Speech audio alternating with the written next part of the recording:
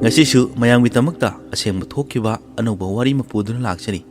Wari asi South Korea da thokkiba serial killer amagi wari ni. Wari asi mayam puna taminasi aduga channel asibu mayamna support tawbiduna like, share, comment amadi subscribe tawsinbiramo. Kang Ho San asi South Korea gi Sicho Mionda 1970 March ki tang amada pokhibani. Makhui machin manaw asi mangani adugi manungda Kang Ho San asina ahom subani. Makhoina leiriba mafam asi khungang amani maram asina mahaki mama mapana mafam aduda leiba agriculture college ta tamhallami. Mahakna graduation loirba matung khungang asida leiduna makhoigi lausing asi unabagi wakhal tawrami. Adubo 1989 da magi graduation loidringaida college aduda makhatana lairik tamlamkide. Mahagasi yamna phaba student amadi oirami adubo mahakna khungang adugi thabaksing adu kaya pamlamde aduga khungang adudagi atopa mafamda chatpa pamlamki. College tokraba matungda Korean military amada yaurami mahaki post asi non commission officer ama oina yaurambani adubu chahi ani leiraga amuk military dagi tanthoklami maramdi mahakna pot huranbada phakibadagini. Mahakna 1991 da tawba yaba thabak mayam ama tawrami aduga hingnabagi tamak honabada truck driver oina thabak tawba horomki. Ho San na chahi kunithoi suba matamda nupi amaga thengnaramki aduga makhoi ani luhongduna macha ani leirami. Adubu ani suba macha phangmadagi makhoi matai manauna saunaba khatnaba tawramki aduna maram oiraga makhoi punchida karisu nataba wa amakhaki su khatnaba horomki. Makhoi anina nuti numit khudingi khatnaba saunaba kaya ama tawrokpa aduna 1998 ta Ho San na divorce tawrami aduga macha ani adu puraga Seoul gi Bibong Mayong kauba mafam amada leiramki. Ho San na magi haukiba mayam adu kauthokduna anauba punchi ama hingnabagi tamak khalambani adubu mana leiriba khungang asida leibadi pamlamde. Mahaki machasing adubu afaba city amada chawhanba pamlamki afaba miyoi ama oheninglamki adubu Ho San da sel leiramkide. Mahakna khungang asida leiringaida nupi ama thengnaduna makhoi anigi mari ama semlammi aduga ikui kuidana nupi asiga amung luhonglamki. Matam khara lerba matung mahaki ani suba nupi asisu mirolamki adubu hairiba asi Ho San nadi angang asi pamlamkide. Hojik makhogi mafamda financially weak oiribani aduga ahenba sel tanabagitamak mana tawriba thabak aduda overtime oina Ho San na thabak tawrami. Magi macha ani si semnaba honaribani adubu magi mafamda selgi awatpa kaya ama leirami. Aduga hairiba matam achida magi nupina ahum suba angang amaga phanglaklabadi hairiba asi magi mafamda ahenba sel chatkadaba oiramki maram machina mirolibi magi nupi adubu divorce piramnaga macha ani bupuduna atopa khungangda amuk chatlami. Mahaki ani suba luhongba asisu kuina chatpa yadaba asina mahak masa mathanta improve oiba pamlamki. Hairiba asi oithongnabagi tamak leptana senthok lambi oiba yaba thabak amagi mathau taramki. Ho San na Siongi notlomda leiba mafam amada lam ama leirami aduga mafam aduda lau uba horami. Lau uba khak natana poultry farm su tawrami. Hojikti Ho San asi fajana farming tawrami aduga magi chapchaba sel su phangba horami. Aduga mafam aduda Ho San na mapu leitaba hui urabadi mana hui adubu yumda pudana chatlami. Mana hui adubu nungsibagi yoknabagi tamak puba nate hui adubu hatlaga chanabagi tamak pukhibani. Matam asidagi hui chaba horongki aduga case ayamada serial killer ama oirakpada ahanmada sa chabadagi ayamba horokpa oirami. Asumna 2003 da Ho San gi chahi asi kunthra mari surami aduga matam aduda amuka nupi ama thirami adubu nupi asi maga chahi 10 khenarami aduga mahaki luhongba asi tha ani phana chalamde amuka divorce tawrami. Amuka divorce tawrba matung ikui kuidana atopa nupi amaga amuk luhonglami. Mahangna ahom suba nupi siga laiminarba matam asidagi mari suba nupi asiga date tawba horongkibani. Ho San asi miyoi amaga thengnaraga wari saba matamda yamna wangangba heiba mina mabu thajaba aduga magi sak asisu yamna smart oina leiramki. Aduga Ho San asi ꯋꯨꯃꯦꯅꯥꯏꯖꯔ ꯌꯥꯝꯅ ꯑꯣꯏꯔꯝꯃꯤ ꯃꯍꯥꯛꯅ ꯂꯨꯍꯣꯡꯂꯕ ꯃꯇꯨꯡ ꯃꯥꯒꯤ ꯅꯨꯄꯤ ꯂꯩꯅ ꯃꯄꯥꯟꯗ ꯑꯇꯣꯞꯄ ꯑꯃꯒ ꯅꯨꯡꯁꯤꯅꯕ ꯅꯨꯄꯤ ꯌꯥꯝꯅ ꯂꯩꯔꯝꯃꯤ ꯑꯗꯨꯒ ꯅꯨꯃꯤꯗꯥꯡꯒꯤ ꯃꯇꯝꯗ ꯀ꯭ꯂꯕꯇ ꯆꯠꯇꯨꯅ ꯅꯨꯄꯤ ꯀꯌꯥꯗ ꯐ꯭ꯂꯔꯠ ꯇꯧꯕ ꯑꯃꯗꯤ ꯅꯨꯄꯤꯒꯤ ꯅꯝꯕꯔ ꯂꯧꯗꯨꯅ ꯃꯥꯒꯤ ꯃꯃꯥꯟꯅꯕꯁꯤꯡꯒꯤ ꯃꯃꯥꯡꯗ ꯁꯣ ꯑꯣꯐ ꯇꯧꯔꯝꯃꯤ ꯑꯗꯨꯒ ꯍꯣꯁꯟ ꯑꯁꯤ ꯍꯦꯜꯊ ꯐ꯭रीꯛ ꯑꯣꯏꯔꯝꯃꯤ ꯍꯥꯏꯕꯗꯤ ꯃꯍꯥꯛꯀꯤ ꯍꯛꯆꯥꯡꯗ ꯌꯥꯝꯅ ꯆꯦꯛꯁꯤꯟ ꯊꯧꯔꯥꯡ ꯂꯧꯔꯝꯃꯤ ꯆꯤꯟꯖꯥꯛꯇ ꯌꯥꯝꯅ ꯁ꯭ꯇ꯭ꯔꯤꯛ ꯑꯣꯏꯅ ꯀꯟꯇ꯭ꯔꯣꯜ ꯇꯧꯗꯨꯅ ꯆꯥꯔꯝꯃꯤ ꯑꯗꯨꯒ ꯅꯨꯡꯇꯤꯒꯤ ꯑꯦꯛꯁꯔꯁꯥꯏꯖꯁꯨ ꯐꯖꯅ ꯇꯧꯔꯝꯃꯤ ꯑꯗꯨꯒ ꯃꯥꯅ ꯀꯣꯟꯅ ꯃꯔꯤꯁꯨꯕ ꯅꯨꯄꯤ ꯑꯁꯤꯒ ꯈꯪꯅꯔꯤꯕ ꯑꯁꯤ ꯃꯁꯥꯒꯤ ꯃꯁꯥꯖ ꯄꯥꯔꯂꯔ ꯑꯃ ꯂꯩꯔꯝꯃꯤ ꯑꯗꯨꯒ ꯍꯥꯏꯔꯤꯕ ꯄꯥꯔꯂꯔ ꯑꯁꯤ ꯃꯌꯥꯝꯅ ꯐꯖꯅ ꯈꯪꯅꯔꯝꯃꯤ ꯍꯥꯏꯔꯤꯕ ꯑꯁꯤ ꯍꯣꯁꯟꯁꯨ ꯌꯥꯝꯅ ꯏꯝꯄ꯭ꯔꯦꯁ ꯑꯣꯏꯔꯝꯃꯤ ꯃꯔꯝꯗꯤ ꯍꯥꯟꯅ ꯃꯥꯅ ꯌꯨꯝꯗ ꯃꯊꯟꯇꯅ ꯌꯨꯝ ꯄꯨꯔꯝꯕ ꯑꯗꯨ ꯍꯥꯏꯖꯤꯟꯅ ꯊꯕꯛ ꯇꯧꯕꯅꯤꯅ ꯌꯨꯝ ꯄꯨꯕꯗ ꯃꯇꯦꯡ ꯑꯣꯏꯒꯅꯤ ꯈꯜꯂꯝꯈꯤ ꯑꯁꯨꯝꯅ ꯍꯣꯁꯟꯁꯨ ꯍꯥꯏꯖꯤꯟꯒꯤ ꯃꯅꯥꯛꯇ ꯊꯕꯛ ꯃꯇꯦꯡ ꯇꯧꯗꯨꯅ ꯃꯥꯒꯤ ꯊꯕꯛ ꯑꯗꯨꯕꯨꯁꯨ ꯇꯝꯂꯝꯃꯤ ꯍꯣꯁꯟꯒꯤ ꯄꯣꯜꯇ꯭ꯔꯤ ꯐꯥꯔꯝ ꯑꯗꯨꯕꯨꯁꯨ ꯌꯦꯡꯂꯝꯃꯤ ꯃꯈꯣꯏ ꯑꯅꯤ ꯑꯁꯤ ꯑꯃꯅ ꯑꯃꯒꯤ ꯃꯇꯦꯡ ꯇꯧꯅꯗꯨꯅ ꯂꯩꯔꯝꯃꯤ ꯑꯗꯨꯒ ꯑꯁꯣꯝꯗꯅ ꯍꯥꯏꯖꯤꯟꯅ ꯃꯥꯒꯤ ꯃꯃꯥꯒ ꯎꯅꯅꯕꯒꯤꯗꯃꯛ ꯂꯥꯛꯂꯝꯃꯤ ꯍꯥꯏꯖꯤꯟꯅ ꯆꯠꯂꯤꯕ ꯂꯝꯕꯤ ꯑꯗꯨꯒ ꯍꯣꯁꯟꯒꯤ ꯐꯥꯔꯝꯅ ꯂꯩꯔꯤꯕ ꯃꯐꯝ ꯑꯗꯨꯒ ꯂꯥꯞꯅꯗꯕꯗꯒꯤ ꯍꯣꯁꯟꯁꯨ ꯂꯧꯈꯠꯇꯨꯅ ꯄꯨꯟꯅ ꯆꯠꯃꯤꯟꯅꯔꯝꯃꯤ ꯃꯈꯣꯏꯅ ꯀꯣꯐꯤ ꯁꯣꯞꯇ ꯀꯣꯐꯤ ꯊꯛꯃꯤꯟꯅꯔꯗꯨꯅ ꯍꯥꯏꯖꯤꯟ ꯃꯃꯥꯒꯤ ꯌꯨꯝ ꯌꯧꯔꯛꯂꯝꯈꯤ ꯃꯈꯣꯏꯅ ꯃꯃꯥꯒ ꯋꯥꯔꯤ ꯁꯥꯟꯅꯔꯤꯉꯩꯗ ꯏꯈꯪ ꯈꯪꯍꯧꯗꯅ ꯌꯨꯝ ꯑꯗꯨꯗ ꯃꯩ ꯍꯧꯔꯛꯂꯝꯃꯤ ꯃꯇꯝ ꯑꯗꯨꯗ ꯍꯥꯏꯖꯤꯟ ꯑꯃꯗꯤ ꯃꯍꯥꯛꯀꯤ ꯃꯃꯥ ꯑꯁꯤ ꯌꯨꯝꯒꯤ ꯃꯄꯥꯟꯗ ꯊꯣꯛꯄ ꯉꯝꯂꯝꯈꯤꯗꯦ ꯃꯈꯣꯏ ꯃꯃꯥ ꯃꯆꯥ ꯌꯨꯝ ꯑꯗꯨꯒꯤ ꯃꯅꯨꯡꯗ ꯃꯩꯅ ꯆꯥꯛꯂꯒ ꯁꯤꯔꯝꯈꯤ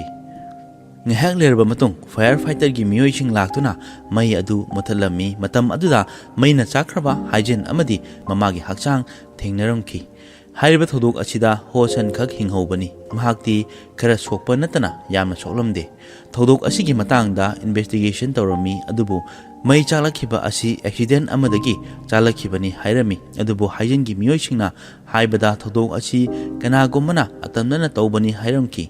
ꯑꯗꯨꯕꯨ ꯄꯨꯂꯤꯁꯅ ꯍꯥꯏꯔꯤꯕ ꯊꯧꯗꯣꯛ ꯑꯁꯤꯗ ꯊꯥ 6 ꯆꯪꯅ ꯊꯤꯔꯝꯃꯤ ꯍꯥꯏꯔꯤꯕ ꯀꯦꯁ ꯑꯁꯤꯒꯤ ꯃꯇꯥꯡꯗ ꯆꯞ ꯆꯥꯕ ꯑꯦꯚꯤꯗꯦꯟꯁ ꯐꯪꯗꯕꯗꯒꯤ ꯀꯦꯁ ꯑꯁꯤ ꯀ꯭ꯂꯣꯖ ꯇꯧꯈꯤꯔꯝꯃꯤ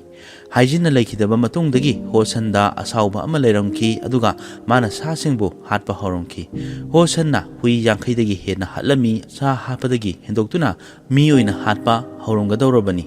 7 ꯁꯦꯞꯇꯦꯝꯕꯔ 2006ꯗ ꯍꯣꯁꯟꯅ ꯌꯨꯝꯗ ꯍꯜꯂꯛꯄ ꯃꯇꯝꯗ ꯂꯝꯕꯤꯗ ꯅꯨꯄꯤ ꯑꯃ ꯆꯠꯂꯝꯕ ꯊꯦꯡꯅꯈꯤ ꯅꯨꯄꯤ ꯑꯁꯤꯒꯤ ꯃꯃꯤꯡ ꯑꯁꯤ ꯌꯦꯟ ꯁꯨꯟ ꯌꯣꯟꯅꯤ ꯍꯣꯁꯟꯅ ꯅꯨꯄꯤ ꯑꯗꯨꯗ ꯌꯨꯝ ꯐꯥꯎꯕ ꯊꯤꯟꯕꯤꯅꯕ ꯍꯥꯏꯔꯝꯃꯤ ꯌꯣꯟꯅꯁꯨ ꯌꯥꯔꯝꯈꯤ ꯑꯁꯨꯝꯅ ꯃꯥꯒꯤ ꯀꯥꯔꯗ ꯐꯝꯂꯝꯈꯤ ꯈꯔ ꯆꯠꯂꯕ ꯃꯇꯨꯡꯗ ꯒꯥꯔꯤ ꯑꯗꯨ ꯑꯇꯣꯞꯄ ꯂꯝꯕꯤ ꯑꯃꯗ ꯊꯧꯔꯝꯕꯗꯒꯤ ꯌꯣꯟꯅꯁꯨ ꯈꯪꯂꯝꯈꯤ ꯀꯔꯤꯒꯨꯝꯕ ꯈꯨꯗꯣꯡꯊꯤꯕ ꯑꯃ ꯊꯣꯛꯀꯗꯧꯔꯦ ꯍꯥꯏꯕ ꯃꯇꯝ ꯑꯗꯨꯗ ꯌꯣꯟꯅ ꯃꯤꯑꯣꯏ ꯑꯃꯗ ꯀꯣꯜ ꯇꯧꯕ ꯃꯇꯝꯗ ꯍꯣꯁꯟꯅ ꯐꯣꯟ ꯑꯗꯨꯕꯨ ꯃꯨꯜꯂꯝꯈꯤ ꯑꯗꯨꯒ ꯒꯥꯔꯤ ꯈꯥꯝꯗꯨꯅ ꯌꯣꯟꯕꯨ ꯇꯝꯊꯤꯅ ꯐꯨꯔꯝꯃꯤ ꯑꯗꯨꯒꯤ ꯃꯇꯨꯡꯗ ꯅꯨꯄꯤ ꯑꯣꯏꯕꯤꯒꯤ ꯏꯖꯠꯄꯨꯁꯨ ꯇꯦꯝꯁꯤꯡꯅꯔꯝꯃꯤ ꯑꯗꯨꯒ ꯃꯐꯝ ꯑꯗꯨꯗ ꯅꯨꯄꯤ ꯑꯗꯨꯕꯨ ꯍꯥꯠꯂꯝꯈꯤ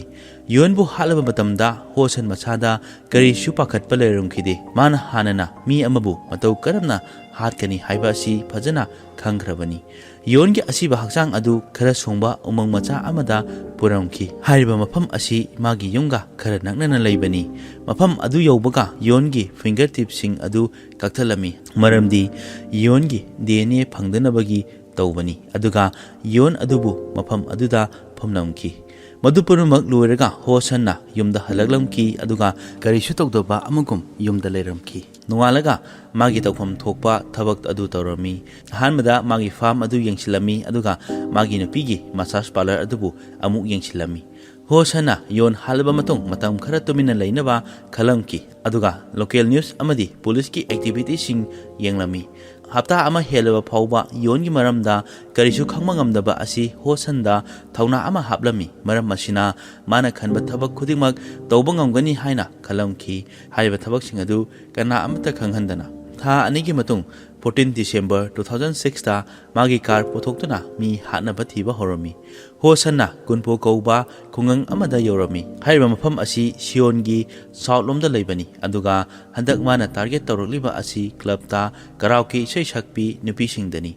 ꯍꯥꯏꯔꯤꯕ ꯅꯨꯄꯤꯁꯤꯡ ꯑꯁꯤꯅ ꯃꯉꯣꯟꯗ ꯑꯔꯥꯏꯕ ꯑꯃ ꯑꯣꯏꯒꯗꯧꯔꯤꯕꯅꯤ ꯀꯣꯔꯤꯌꯥꯒꯤ ꯕꯥꯔꯗ ꯀꯁꯇꯃꯔꯁꯤꯡꯕꯨ ꯃꯇꯝ ꯀꯨꯏꯅ ꯁꯥꯡꯅ ꯊꯝꯅꯕꯒꯤꯗꯃꯛ ꯃꯈꯣꯏꯒꯤ ꯀꯁꯇꯃꯔꯁꯤꯡꯗ ꯐ꯭ꯂꯠ ꯇꯧꯕ ꯑꯁꯤ ꯆꯠꯅꯔꯝꯃꯤ ꯑꯁꯨꯝꯅ ꯀ꯭ꯂꯕ ꯑꯃꯗ ꯆꯍꯤ 95 ꯁꯨꯔꯕꯤ ꯄꯤ ꯀ꯭ꯌꯨ ꯃꯤꯒ ꯊꯦꯡꯅꯔꯝꯃꯤ ꯑꯗꯨꯒ ꯍꯣꯁꯟꯅ ꯌꯨꯁꯨ ꯊꯛꯂꯝꯃꯤ ꯑꯗꯨꯕꯨ ꯃꯥꯒꯤ ꯂꯤꯃꯤꯠ ꯑꯃ ꯌꯦꯡꯂꯒ ꯊꯛꯂꯝꯃꯤ ꯃꯔꯝꯗꯤ ꯑꯗꯨꯒꯤ ꯃꯇꯨꯡꯗ ꯃꯥꯒꯤ ꯄ꯭ꯂꯥꯟ ꯑꯃ ꯂꯩꯔꯤꯕꯅꯤ ꯍꯥꯏꯕꯗꯤ ꯃꯤ ꯍꯥꯠꯀꯗꯧꯔꯤꯕꯅꯤ ꯑꯍꯤꯡ ꯊꯦꯡꯖꯤꯜꯂꯛꯂꯕꯗ ꯃꯈꯣꯏ ꯑꯅꯤ ꯕꯥꯔ ꯑꯗꯨꯗꯒꯤ ꯌꯨꯝꯗ ꯍꯟꯅꯕꯒꯤꯗꯃꯛ ꯊꯣꯔꯛꯂꯝꯃꯤ꯫ ꯃꯇꯝ ꯑꯗꯨꯗ ꯍꯣꯁꯟꯅ ꯕꯤ ꯀ꯭ꯌꯨꯡꯃꯤꯕꯨ ꯊꯤꯟꯅꯕ ꯍꯥꯏꯔꯝꯃꯤ꯫ ꯕꯤ ꯀ꯭ꯌꯨꯡꯅꯁꯨ ꯌꯥꯔꯝꯃꯤ꯫ ꯑꯁꯨꯝꯅ ꯃꯈꯣꯏ ꯑꯅꯤ ꯒꯥꯔꯤꯗ ꯀꯥꯈꯠꯇꯨꯅ ꯆꯠꯂꯝꯃꯤ꯫ ꯍꯣꯁꯟꯅ ꯈꯔ ꯆꯤꯛꯄ ꯃꯐꯝ ꯑꯃꯗ ꯆꯠꯂꯝꯃꯤ ꯑꯗꯨꯒ ꯑꯣꯚꯔꯄꯥꯋꯔ ꯇꯧꯗꯨꯅ ꯃꯃꯥꯡꯗ ꯍꯥꯠꯈꯤꯕ ꯑꯗꯨꯒ ꯆꯞ ꯃꯥꯟꯅꯅ ꯈꯧꯔꯤ ꯃꯦꯠꯇꯨꯅ ꯍꯥꯠꯈꯤꯔꯝꯃꯤ꯫ ꯃꯤꯑꯣꯏ ꯑꯅꯤ ꯍꯥꯠꯂꯨꯕꯗꯒꯤ ꯍꯣꯁꯟꯗ ꯌꯥꯝ ꯍꯦꯟꯅ ꯊꯥꯖꯕ, ꯃꯥꯅ ꯇꯧꯕ ꯉꯝꯂꯣꯏꯗꯕ ꯊꯕꯛ ꯂꯩꯔꯛꯇꯕꯒꯨꯝ ꯑꯣꯏꯔꯝꯈꯤ꯫ ꯃꯍꯥꯛꯅ ꯅꯨꯄꯤꯁꯤꯡꯕꯨ ꯍꯥꯠꯄ ꯑꯁꯤ ꯃꯥꯒꯤ ꯌꯥꯝꯅ ꯅꯨꯡꯉꯥꯏꯕ ꯊꯕꯛ ꯑꯃ ꯑꯣꯏꯔꯝꯃꯤ꯫ ꯃꯍꯥꯛꯅ ꯑꯌꯥꯝꯕ ꯃꯇꯝꯗ ꯕꯥꯔ ꯑꯃꯗꯤ ꯕꯁ ꯁ꯭ꯇꯦꯟꯗ ꯅꯨꯄꯤꯁꯤꯡꯕꯨ ꯊꯤꯔꯝꯃꯤ ꯑꯗꯨꯒ ꯃꯉꯣꯟꯗ ꯍꯦꯟꯅ ꯊꯥꯖꯅꯕꯒꯤꯗꯃꯛ ꯃꯍꯥꯛꯀꯤ ꯍꯨꯏꯒ ꯀꯥꯞꯃꯤꯟꯅꯕ ꯐꯣꯇꯣ ꯑꯃꯗꯤ ꯃꯆꯥꯁꯤꯡꯒ ꯀꯥꯞꯃꯤꯟꯅꯕ ꯐꯣꯇꯣ ꯎꯠꯇꯨꯅ ꯃꯈꯣꯏꯒ ꯋꯥꯔꯤ ꯁꯥꯗꯨꯅ ꯍꯦꯟꯅ ꯃꯤꯅꯨꯡꯁꯤ ꯐꯪꯅꯕ ꯇꯧꯔꯝꯃꯤ꯫ ꯑꯁꯨꯝꯅ ꯃꯌꯥꯝꯅ ꯃꯍꯥꯛ ꯑꯁꯤ ꯃꯤꯍꯥꯠꯄ ꯁꯤꯔꯤꯌꯦꯜ ꯀꯤꯂꯔꯅꯤ ꯍꯥꯏꯕ ꯑꯁꯤ ꯈꯪꯂꯝꯗꯦ꯫ ꯍꯥꯏꯔꯤꯕ ꯃꯦꯊꯣꯗ ꯑꯁꯤ ꯁꯤꯖꯤꯟꯅꯔꯒ ꯑꯃꯦꯔꯤꯀꯥꯟꯒꯤ ꯁꯤꯔꯤꯌꯦꯜ ꯀꯤꯂꯔ ꯇꯦꯗ ꯕꯟꯇꯤꯅꯁꯨ ꯇꯧꯔꯝꯃꯤ꯫ ꯑꯁꯨꯝꯅ ꯃꯁꯥꯒꯤ ꯑꯦꯇ꯭ꯔꯦꯛꯇꯤꯕ ꯑꯣꯏꯕ ꯀꯌꯥꯗꯨꯅ ꯃꯤꯑꯣꯏ ꯀꯌꯥ ꯑꯃꯕꯨ ꯃꯤꯅꯝꯂꯝꯕꯅꯤ꯫ ꯃꯍꯥꯛꯀꯤ ꯃꯊꯛꯇ ꯀꯦꯁ 30ꯒꯤ ꯃꯊꯛꯇ ꯂꯩꯔꯝꯃꯤ꯫ ꯁꯤꯔꯤꯌꯦꯜ ꯀꯤꯂꯔꯒꯤ ꯀꯣꯛ ꯑꯁꯤꯗ ꯂꯩꯔꯤꯕ ꯑꯁꯤ ꯃꯥꯕꯨ ꯐꯥꯒꯅꯤ ꯍꯥꯏꯕꯒꯤ ꯑꯀꯤꯕ ꯀꯔꯤꯁꯨ ꯂꯩꯔꯝꯗꯦ꯫ ꯃꯈꯣꯏꯕꯨ ꯐꯥꯗ꯭ꯔꯤꯕ ꯃꯈꯩ ꯃꯈꯣꯏꯒꯤ ꯊꯕꯛ ꯑꯁꯤ ꯂꯦꯞꯄ ꯀꯧꯕ ꯂꯩꯇꯦ꯫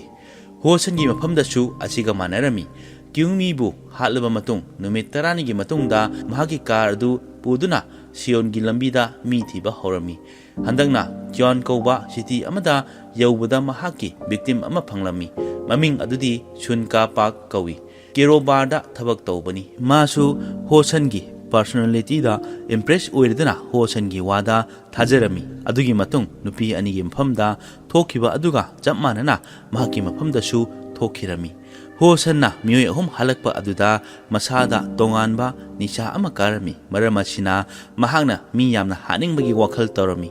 ꯍꯣꯁꯟꯅ ꯈꯜꯂꯤꯕ ꯋꯥꯈꯜ ꯑꯗꯨ ꯊꯕꯛ ꯑꯣꯏꯅ 3 ꯖꯅꯋꯥꯔꯤ 2007ꯗꯒꯤ ꯍꯧꯔꯝꯃꯤ꯫ ꯃꯍꯥꯛꯅ ꯍꯋꯥꯁꯦꯌꯣꯟꯒꯤ ꯃꯐꯝ ꯑꯃꯗꯒꯤ ꯆꯍꯤ 53 ꯁꯨꯔꯕꯤ ꯄꯥꯔꯛ ꯆꯨꯡ-ꯆꯥ ꯀꯧꯕꯤ ꯅꯨꯄꯤ ꯑꯃ ꯍꯥꯠꯂꯝꯃꯤ꯫ ꯑꯗꯨꯒꯤ ꯃꯇꯨꯡ 6 ꯖꯅꯋꯥꯔꯤꯗ ꯑꯅ꯭ꯌꯥꯡ ꯁꯤꯇꯤꯒꯤ ꯀꯦꯔꯣꯕꯥꯔꯗ ꯊꯕꯛ ꯇꯧꯕꯤ ꯀꯤꯝ ꯍꯦ ꯌꯨꯡꯕꯨ ꯍꯥꯠꯂꯝꯃꯤ꯫ ꯃꯗꯨꯒꯤ ꯃꯇꯨꯡ ꯅꯨꯃꯤꯠ 2ꯅꯤ ꯁꯨꯕꯗ ꯁꯨꯋꯣꯟ ꯁꯤꯇꯤꯗ ꯆꯍꯤ 12ꯗ ꯉꯥꯏꯔꯤꯕ ꯌꯨꯅꯤꯚꯔꯁꯤꯇꯤꯒꯤ ꯁ꯭ꯇꯨꯗꯦꯟꯠ ꯑꯃ ꯌꯦꯟꯃꯤ ꯌꯨꯡꯕꯨ ꯍꯥꯠꯂꯝꯃꯤ꯫ ꯍꯥꯏꯔꯤꯕ ꯃꯇꯝ ꯑꯁꯤꯗ ꯀꯣꯔꯤꯌꯥꯒꯤ ꯄꯨꯂꯤꯁꯅ ꯃꯥꯡꯈ꯭ꯔꯤꯕ ꯃꯤꯑꯣꯏꯁꯤꯡ ꯑꯁꯤ ꯊꯤꯕꯗ ꯌꯥꯝꯅ ꯑꯦꯛꯇꯤꯚ ꯑꯣꯏꯔꯝꯃꯤ꯫ ꯃꯔꯝ ꯑꯁꯤꯅ ꯍꯣꯁꯟꯗ ꯑꯀꯤꯕ ꯑꯃ ꯐꯥꯎꯔꯝꯈꯤ꯫ ꯃꯇꯝ ꯈꯔ ꯍꯥꯏꯔꯤꯕ ꯀꯦꯁꯁꯤꯡ ꯑꯁꯤ ꯈꯔ ꯅꯦꯝꯊꯕ ꯉꯥꯏꯕ ꯑꯣꯏꯅ ꯂꯦꯞꯂꯝꯈꯤ꯫ ꯑꯗꯨꯒꯤ ꯃꯇꯨꯡ ꯍꯣꯁꯟꯅ ꯏꯟꯁꯨꯔꯦꯟꯁ ꯄꯣꯂꯤꯁꯤ ꯀ꯭ꯂꯦꯝ ꯇꯧꯔꯝꯃꯤ꯫ ꯍꯥꯏꯔꯤꯕ ꯏꯟꯁꯨꯔꯦꯟꯁ ꯑꯁꯤ ꯃꯍꯥꯛꯀꯤ ꯅꯨꯄꯤ ꯑꯃꯗꯤ ꯃꯅꯦꯝꯄꯣꯛ ꯑꯗꯨꯒꯤꯅꯤ꯫ ꯑꯗꯨꯗ ꯌꯥꯝꯅ ꯉꯛꯂꯤꯕ ꯑꯃꯅ ꯃꯍꯥꯛꯀꯤ ꯅꯨꯄꯤ ꯕꯤ ꯀ꯭ꯌꯨꯡꯃꯤꯅ ꯁꯤꯗ꯭ꯔꯤꯉꯩꯒꯤ ꯅꯨꯃꯤꯠ ꯈꯔꯅꯤꯒꯤ ꯃꯃꯥꯡꯗ ꯍꯣꯁꯟꯅ ꯄꯣꯂꯤꯁꯤ ꯑꯗꯨ ꯌꯥꯎꯍꯜꯂꯝꯕꯅꯤ꯫ ꯍꯥꯏꯔꯤꯕ ꯑꯁꯤ ꯄꯨꯂꯤꯁꯅꯁꯨ ꯈꯪꯕꯗꯒꯤ ꯆꯤꯡꯅꯕ ꯈꯔ ꯂꯩꯔꯝꯃꯤ꯫ ꯃꯔꯝ ꯑꯁꯤꯅ ꯍꯣꯁꯟꯗ ꯋꯥꯍꯪ ꯄꯥꯎꯍꯪ ꯀꯌꯥ ꯑꯃ ꯇꯧꯔꯝꯃꯤ ꯑꯗꯨꯕꯨ ꯃꯉꯣꯟꯗ ꯆꯞ ꯆꯥꯕ ꯏꯕꯤꯗꯦꯟꯁ ꯐꯪꯗꯕꯗꯒꯤ ꯀꯦꯁ ꯑꯗꯨ ꯀ꯭ꯂꯣꯖ ꯇꯧꯈꯤꯕꯅꯤ꯫ ꯃꯇꯝ ꯀꯨꯏꯔꯕꯒꯤ ꯇꯨꯡꯗ ꯍꯣꯁꯟꯅ ꯄꯣꯂꯤꯁꯤ ꯑꯗꯨ ꯀ꯭ꯂꯦꯝ ꯇꯧꯔꯝꯃꯤ꯫ ꯃꯇꯝ ꯑꯗꯨꯗ ꯍꯣꯁꯟꯅ 400 ꯃꯤꯂꯤꯌꯟ ꯌꯥꯟ ꯐꯪꯂꯝꯃꯤ꯫ ꯍꯣꯁꯟꯅ ꯆꯍꯤ 2 ꯍꯦꯟꯅ ꯃꯤ ꯍꯥꯠꯂꯛꯇꯕ ꯑꯁꯤꯅ ꯃꯉꯣꯟꯗ ꯊꯧꯅꯥ ꯑꯃ ꯍꯟꯊꯔꯝꯈꯤ꯫ ꯍꯥꯏꯕꯗꯤ ꯃꯤ ꯑꯃꯨꯛ ꯍꯟꯅ ꯍꯥꯠꯄ ꯉꯝꯒꯗꯕ ꯃꯥꯜꯂꯝꯈꯤꯗꯦ꯫ ꯑꯗꯨꯕꯨ ꯃꯇꯝ ꯀꯨꯏꯔꯕꯒꯤ ꯇꯨꯡꯗ ꯑꯃꯨꯛꯀ ꯃꯤ ꯍꯥꯠꯅꯕ ꯊꯤꯕ ꯍꯧꯔꯝꯈꯤ꯫ ꯍꯥꯏꯕꯗꯤ ꯃꯥꯅ ꯇꯧꯔꯝꯂꯤꯕ ꯊꯕꯛ ꯑꯗꯨ ꯃꯥꯒꯤ ꯃꯐꯝꯗꯗꯤ ꯅꯤꯁꯥ ꯑꯃ ꯑꯣꯏꯔꯝꯈꯤ꯫ 9 ꯅꯕꯦꯝꯕꯔ 2008ꯇ ꯍꯣꯁꯟꯅ ꯃꯍꯥꯛꯀꯤ ꯍꯥꯟꯅꯒꯤ ꯃꯦꯊꯣꯗ ꯑꯗꯨ ꯁꯤꯖꯤꯟꯅꯔꯒ ꯆꯍꯤ 94 ꯁꯨꯔꯕꯤ ꯍꯥꯎꯁꯋꯥꯏꯐ ꯀꯤꯝ ꯁꯣ-ꯍꯤ ꯍꯥꯠꯂꯝꯃꯤ꯫ ꯑꯗꯨꯒꯤ ꯃꯇꯨꯡ 19 ꯗꯤꯁꯦꯝꯕꯔꯗ ꯆꯍꯤ 19 ꯈꯛ ꯉꯥꯏꯔꯤꯕꯤ ꯑꯍꯥꯅꯤꯌꯥꯟ ꯀꯧꯕꯤ ꯅꯨꯄꯤꯃꯆꯥ ꯑꯃꯕꯨ ꯂꯤꯞ ꯄꯤꯅꯕ ꯍꯥꯏꯗꯨꯅ ꯇꯧꯔꯒ ꯅꯨꯄꯤ ꯑꯗꯨꯕꯨꯁꯨ ꯍꯥꯠꯈꯤꯔꯝꯃꯤ꯫ ꯃꯍꯥꯛꯅ ꯍꯥꯠꯂꯛꯂꯤꯕ ꯑꯁꯤꯗ ꯍꯥꯏꯔꯤꯕ ꯅꯨꯄꯤꯃꯆꯥ ꯑꯁꯤꯅ ꯈ꯭ꯋꯥꯏꯗꯒꯤ ꯆꯍꯤ ꯅꯧꯔꯤꯕꯤ ꯑꯃꯅꯤ꯫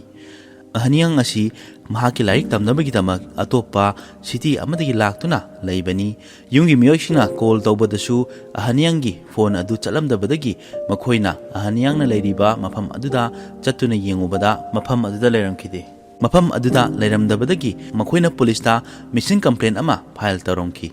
ꯃꯇꯝ ꯑꯗꯨꯗ ꯑꯍꯥꯅꯤꯌꯥꯟꯒꯤ ꯗꯤꯇꯦꯜꯁ ꯃꯌꯥꯝ ꯑꯃ ꯍꯥꯏꯔꯝꯃꯤ꯫ ꯃꯍꯥꯛ ꯑꯁꯤ ꯀꯣꯂꯦꯖ ꯆꯠꯄ ꯃꯇꯝꯗ ꯕꯁ ꯇꯣꯡꯂꯒ ꯆꯠꯄꯅꯤ ꯍꯥꯏꯔꯝꯈꯤ꯫ ꯃꯔꯝ ꯑꯁꯤꯅ ꯑꯍꯥꯅꯤꯌꯥꯟꯅ ꯅꯨꯃꯤꯠ ꯈꯨꯗꯤꯡꯒꯤ ꯇꯣꯡꯗꯨꯅ ꯆꯠꯂꯤꯕ ꯕꯁ ꯁ꯭ꯇꯣꯞ ꯑꯗꯨꯗ ꯄꯨꯂꯤꯁꯅ ꯆꯠꯇꯨꯅ ꯌꯦꯡꯂꯝꯃꯤ꯫ ꯑꯗꯨꯗ ꯄꯨꯂꯤꯁꯅ ꯕꯁ ꯁ꯭ꯇꯣꯞ ꯑꯗꯨꯒꯤ ꯃꯅꯥꯛꯇ ꯁꯔꯚꯦꯂꯦꯟꯁ ꯀꯦꯃꯦꯔꯥ ꯂꯩꯔꯝꯕ ꯑꯗꯨꯗ ꯄꯨꯂꯤꯁꯅ ꯀꯦꯃꯦꯔꯥ ꯑꯗꯨꯒꯤ ꯐꯨꯇꯦꯖ ꯆꯦꯛ ꯇꯧꯔꯝꯃꯤ꯫ ꯃꯇꯝ ꯑꯗꯨꯗ ꯍꯥꯅꯤꯌꯥꯡꯅ ꯃꯦꯟ ꯑꯃꯗ ꯇꯣꯡꯗꯨꯅ ꯆꯠꯈꯤꯕ ꯑꯗꯨ ꯎꯔꯝꯃꯤ꯫ ꯑꯗꯨꯒ ꯍꯣꯁꯟꯅ ꯑꯍꯥꯅꯤꯌꯥꯟꯒꯤ ATM ꯀꯥꯔꯗꯇꯒꯤ ꯄꯩꯁꯥ ꯂꯧꯊꯣꯛꯅꯕ ꯇꯧꯕꯗ ꯍꯣꯁꯟꯒꯤ ꯁꯛ ꯑꯁꯤ CCTV ꯀꯦꯃꯦꯔꯥꯗ ꯎꯍꯧꯕꯅꯤ꯫ ꯄꯨꯂꯤꯁꯅ ꯍꯣꯁꯟꯒꯤ ꯐꯣꯇꯣ ꯑꯗꯨ ꯐꯪꯕꯗꯒꯤ ꯅ꯭ꯌꯨꯁꯇ ꯄꯕ꯭ꯂꯤꯁ ꯇꯧꯔꯝꯈꯤ꯫ ꯑꯗꯨꯒ ꯄꯨꯂꯤꯁ ꯇꯤꯝ ꯑꯃꯅ 27 January 2009 da Hosan gi farm da laglammi hariba matam achida police na serial killer oiriba asi phaba ngomkhibani aduga Hosan asi police na pharba matamda Hosan na karisu akiba yaudana police da mana tawriba thabak asi yamna chawthok chana amamam tang oina details sa hairamki aduga makhadana investigation tawriba mioi da su mahag asi psychopath ni harami investigator aduna hanglammi kari maram gi damak nangse psychopath ni haribano Hosan na harami Hosan na TV da psychopath ka mari leinaba program lakpa matamda mahangna khoidana yenglammi aduga hariba mayam adu mangonda madugi gun loinamak yawi hairamki aduga police da mana mioi kaya phungkriba mafam mayam adu hairami adugi matung ina Hosan bu police na mafam sing aduda chatuna yenglammi aduga thokriba thodok asi amuka nauna recreate tawraga yenglammi mana police da hariba mayam adu yamnaba miyamna su yenglammi aduga magi angakpa matau kaya amasu uramki makoina recreate tawhanba matamda lunch da makoina chanabagi tamak noodles order tawrami adubu matang aduda Hosan na noodles asi aikogi haksangi damak yamna phataba ama oi hairami maram asina magi damak fried rice order tawnaba hairami hariba matam asi police na mabu pharaga leiriba matamni adubu hojik phawbasu magi haksangi khanduna diet tawramki Korea gi maming laiba criminal psychologist na Hosan gi interview lawba matamda mi amabu manipulate tawba amadi mi amaga conversation tawbada yamna hairami aduga Hosan na wa amasu hairami nupi asi yamna chumdaba midyeng ama yenglammi nupi asi chumnadagi posak amagumna yengi hairamki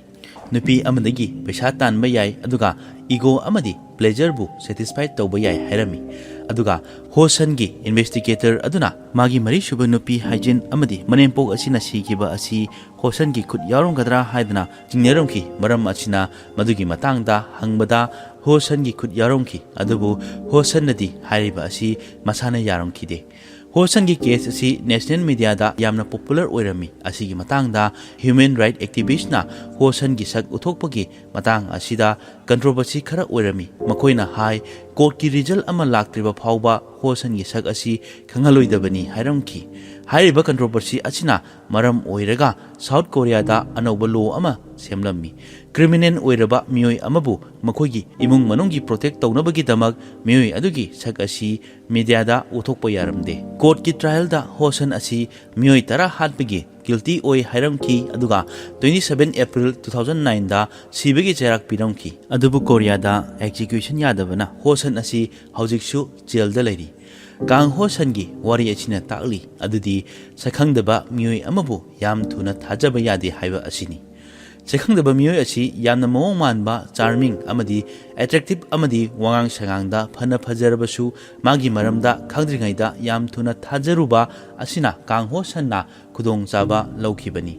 masini ngasigi asengba thokiba serial killer amagi wari asi tabiraba matungda kari phawibage haiba adu comment tawduna khanbiru aduga wari asi tahanjaba matamda soikhilan kiba kayama yawrubasu tabiriba singna ngakpiu haiba wafam asi thamjari aduga channel asina makhatana makhal makha kayagi wari puduna lakchage maram asina channel asibu support tawbiba oina comment da support haina ibiru makhatana channel asibu like share amadi subscribe tawsinbiramu